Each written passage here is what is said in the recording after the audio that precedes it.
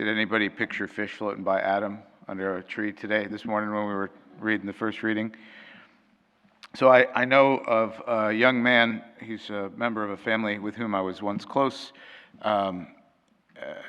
just over the course of the years of just different assignments, you drift away. But I heard that he was having to have a procedure done. His right side arm, I think he's a pitcher, his right side arm was starting to get numb and have some blood issues. And what was happening was there was some pressure from his top rib.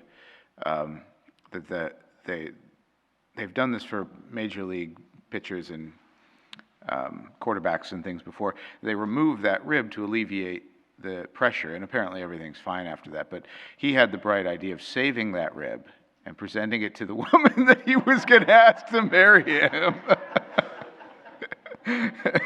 I told him that was a bad idea.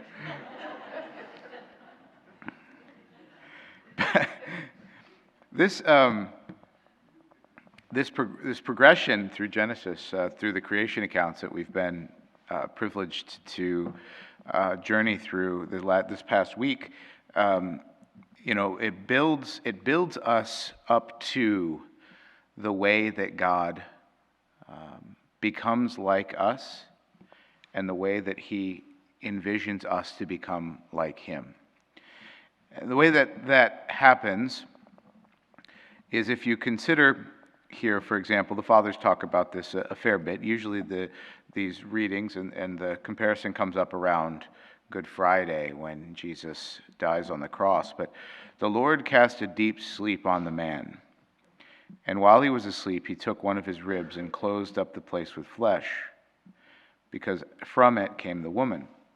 And we see the Lord, who is the new Adam, the restorer of humanity, falling into the deep slumber of death on the cross, and from His side comes forth, as from the rib of Adam, the very bridegroom that He will wed to Himself, the church.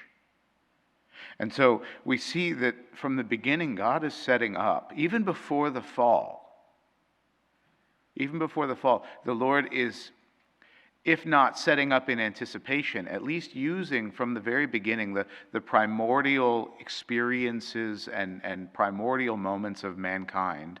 He's using or setting up at that point what He's going to do to restore humanity by becoming man Himself, and then thereby taking a human bride, humanity itself, in returning to his place of dignity as God, brings with it His bride, because it is for that reason that a man leaves father and mother and clings to his wife, that the two of them become one flesh.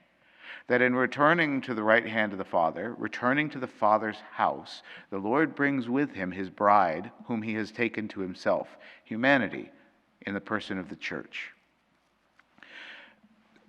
This is kind of explained when Jesus, it's usually glossed over as just something kind of nice, but it's actually a historically important thing. When Jesus says to Philip or Thomas, I don't know, one of the two.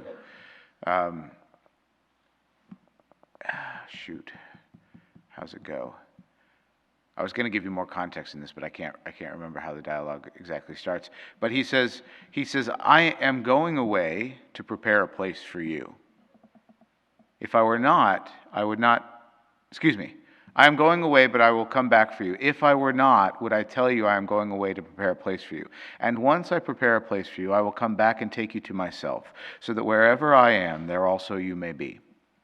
This quick little excerpt that Jesus speaks to one of His apostles when they say, Lord, where are you going? We don't know the way, etc., etc. It is a spousal relation. It's a spousal narrative. The bridegroom, the husband, the to-be husband, would journey to where his spouse is. Jesus descending in human flesh, to take on human flesh and to live with men, to tabernacle with us, to tent with us, goes to where the bride is, establishes a contract with her to wed, a covenant, right? Then goes away. Where do they go? Well, back to his Father's house. People didn't just throw up houses like they do today. Nobody ever got really their own house. What did you do? You built off of your father's house so that multiple generations ennoble the whole family, enrich the whole family. You have this enormous house. Why? Because 4 generations of your family have lived there, and each one builds a section to it. So the bridegroom goes back to the father's house. He builds off of his father's house a dwelling place for him and his bride, for his family, so that the two are united within the household of the Father with one another in their own relationship. Then, having completed that, the bridegroom returns and takes the bride to himself, brings her back to the home, and then, of course, they have the wedding night.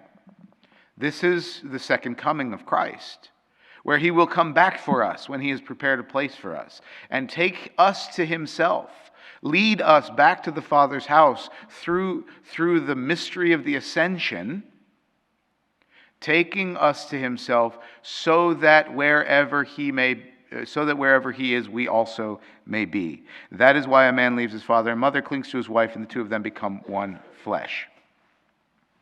The man and his wife were both naked and yet felt no shame.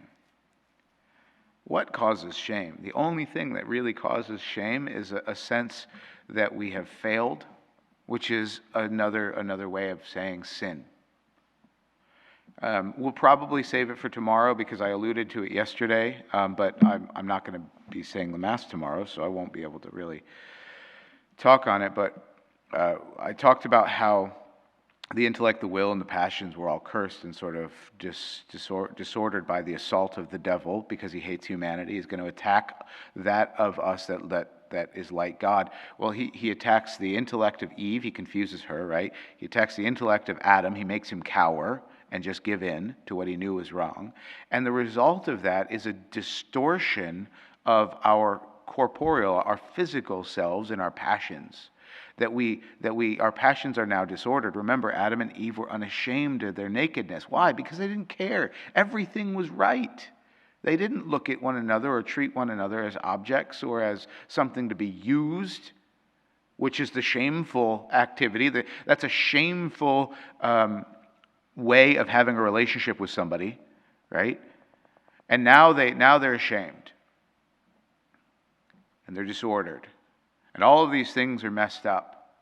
Well, when Jesus comes back to bring us to himself, by virtue of his sacrifice, he has poured out from himself into the church, his bride, the grace necessary to be a worthy bride, a spotless bride, a perfect bride, a bride adorned with diadems and jewels, and once again, a white robe. I don't know why all these girls wear white at their wedding these days. They really ought not, right? The Christian church filled with Christians who have wed and slept with other spouses apart from their one true spouse, Christ. That is to say, those Christians who have sinned and have gone after other gods, have made gods out of the world, which is why we sin. We set God aside and we go after this thing over here, right? Our wedding garment, we can't wear white anymore, y'all. That's why our baptismal garment is white, because we're made pure again. We're made virginal again, right? Then we go off and we live our life, and because of our weakness, we sin. God has poured out the grace sufficient through his suffering and passion to make white again our garments. In the blood of the Lamb, if you recall Revelation, right? The blood of the Lamb, the saints in heaven bleach their garments in the blood of the Lamb, so that they are white as snow. It's kind of a silly thing, red, but it makes it white. But that's what happens, right? So that when Jesus comes back to take us to himself and wed us for that final consummatory time where we can no longer be separated, because we who were once two flesh are one flesh, we will both be, in that sense, naked and yet feel no shame. Why? Because we are in right relationship with Jesus, our spouse. And there's no reason to be ashamed. This is the great gift of the sacrament of confession. That when you go to the sacrament of confession, the blood of Jesus washes over you. It takes away all the stain and all the grit and all the grime and all the filth of sin. And it doesn't just take that away and leave you as you were. It takes that away and bleaches your wedding garment white again, so that you need to feel no shame before the Lord. Now, I know many of you come to confession and you say, but I still feel bad afterwards. That's fine. You know why you feel bad? You don't feel bad because there's still sin there. You feel bad because there's still a memory of your weakness. And that's a sad thing. And that's okay. Sorrow, contrition, is not unbecoming a Christian. Sorrow is absolutely appropriate for a Christian. Sorrow at the injustices of the world, sorrow at the suffering of others, but also sorrow at our own weakness that has brought evil into the world. It's okay to feel sorry. Don't confuse that with guilt. When you come to confession, your guilt is washed away. You become, once again, a spotless bride for the bridegroom, Christ, who has gone away to prepare a place for us. He has come to us in the very means that he has established in the very, very, very beginning. He who is the Alpha and the Omega, the first and the last, has done in the beginning what he will do for us in the end. Make us a becoming spouse of God, so that wherever he is, we also might be.